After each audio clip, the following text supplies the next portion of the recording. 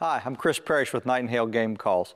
As a competitive caller, a guy that's been in the turkey woods for 33 years, we get a lot of questions asked, and we see a lot of things.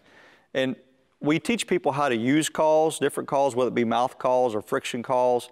We talk about how to take care of those calls and the easiest way to use those calls, but we don't necessarily always talk about what do we do in certain situations. And as a turkey hunter, you're faced with a multiple situations every year, especially if you hunt multiple states.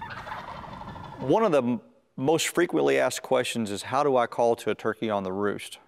And how do I set up on this turkey? Well, first of all, if I know exactly where he's roosting and I can get in under the cover of darkness, I'm gonna set up really, really close to this turkey.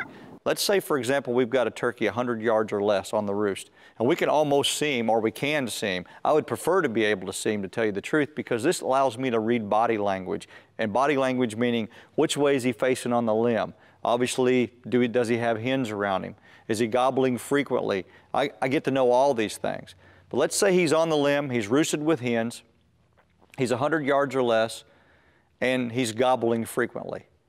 But we feel like we're set up in a position where he's probably going to come our direction to start with.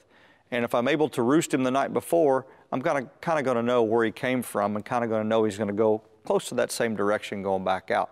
That's a little something to keep in your hair-covered computer. I'm not going to do a lot of calling to this turkey on the roost because, one, it'll keep him up there and keep him gobbling. Two, he'll be looking and trying to find that hen that's on the ground. There's going to be hens around doing some calling.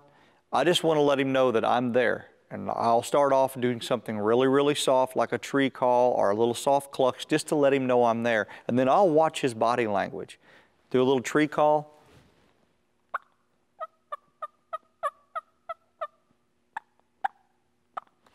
I'm just doing something to let all the turkeys know I'm there. But the last thing I want to do with hens to this point is to be real vocal or to be demanding with them, because they're just waking up. They're not in that mode yet. So let them kind of get going, let him keep going, and just let him know where he's at, where you're at. Once that turkey flies down, if he flies in my direction, obviously I'm going to be in the wheelhouse.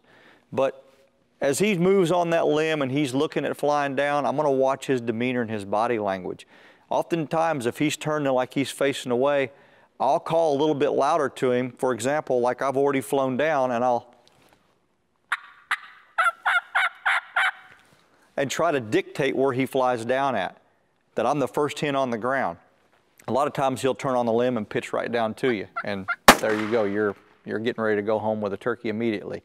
A lot of times the hens will fly down, he flies down, and they start doing their thing.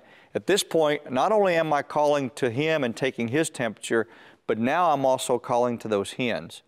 And so I'm going to pick up the tempo to see if one of those hens will pick up the tempo, much like I just did. I'll cut just a little bit and yelp.